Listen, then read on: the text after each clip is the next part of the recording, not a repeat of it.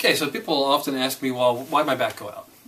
And I'd like to rephrase the question a little bit differently as to more, why could my body tolerate that stress on the joints and the muscles? We do things all day long that our body has to prepare for and execute different movements. So, picking up a box, or getting in and out of the car, or picking up shopping bags, or picking up your child, or, all these different things that we do all the time. And the way that works is your body goes through a series of commands, if you will, to carry out that movement. So, for example, to pick up a box, first your brain has to perceive that the box is there and calculate on average what the box weighs. Is it heavy? Is it light? Is it big? Is it small? And then it will create a little plan of saying, okay, well, to pick up this heavy box, I need to brace myself. I need to use these muscles. I need to bend over this far. And I need to pull this much. And so your brain sets up a little program saying, let's do this. Then it sends a message to another part of the brain, which then sends commands down to the muscles to actually carry out that movement. So once those messages are sent down to the muscles start to contract, other muscles start to relax. You get this combination where the muscles can pull on the bones and around the joints, making a leverage system to pick up the box. And the whole time you're picking up the box, the body's recalculating constantly based on how heavy the box actually is compared to what it thought it was. The condition of, are you on a slant, are you on a flat surface? Are you using enough force, too much force, making sure both arms are lifting at the same amount. And so you're getting feedback to the brain at the same time. So there's nerve endings in your muscles and the joints sending information back to the brain saying, yep, everything's going well, we're not exceeding any of our tolerances, things are working out. And so the brain will continually make fine tuning to that movement to properly lift it and move it. So anywhere down along that cycle, if there's a breakdown, then you'll have an injury. So for example, if the brain's not perceiving properly what the box is. So we've all had the experience where we thought something was really heavy and it's really light, and you go, wow, and you pick it up and you almost fall back. Or the opposite, you think something is really light and you go and just use some light force and you almost fall over because it's heavier than you thought it was. So if there's a breakdown in what you're perceiving, that's where an injury can occur because you're using too much or too little force. Or if there's a problem with the muscles, so you're sending the right message down, but the muscles, because they're injured, they're weak, they haven't been used in a long time, so they can't carry out that plan properly. So it's shaky movement, they're just too weak to do the movement that the brain thinks they can do.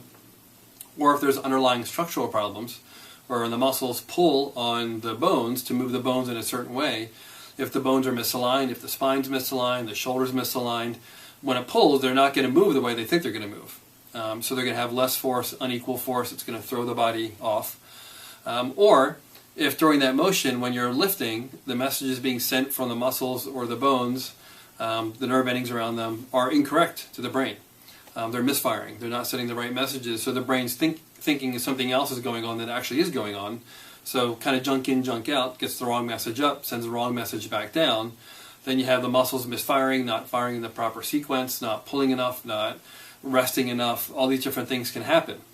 So if that occurs, that's when you have a kind of a breakdown in that movement, and that's when your back can go out because the muscles aren't pulling properly.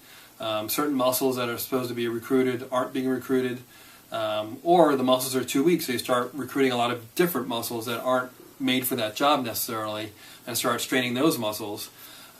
So all these things can happen, and what ends up is you bend over to pick up the pencil and your back goes out, right? Because all the messages aren't going back and forth properly, the structure's not aligned properly.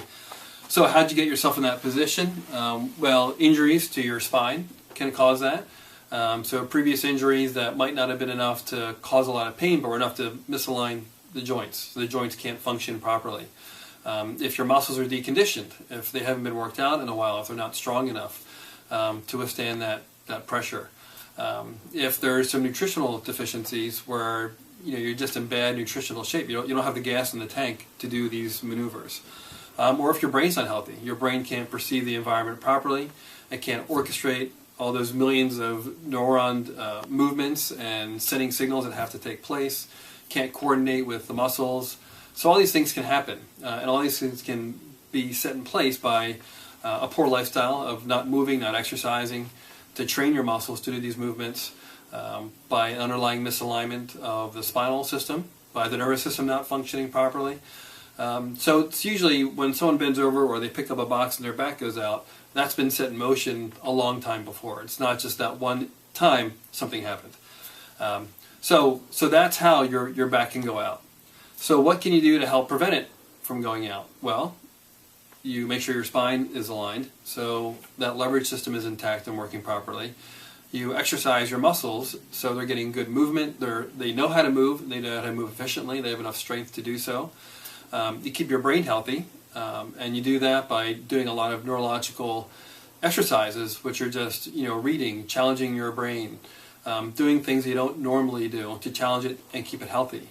If you suspect something is wrong, you can see someone who knows a lot about the brain and the nervous system, like a functional neurologist, a neurologic chiropractor, where they can assess and see, hey, is there a weakness somewhere in that system, in that brain system somewhere? How can we strengthen it? How can we kind of reprogram it so it starts to work properly again? So doing all those things, eating well, taking nutrition if required, to keep the body healthy inside, have the right gas in the tank. You're getting rid of the toxins, so your body's working properly. So when you go to do something, your body's able to do it, it's able to respond, able to perceive, sending messages back and forth, and you can do it without pain. So if you've had one of those experiences where you've done something, caused a lot of pain, you didn't, well, I don't know why that caused pain, I can't imagine why, all those things were being set in place beforehand.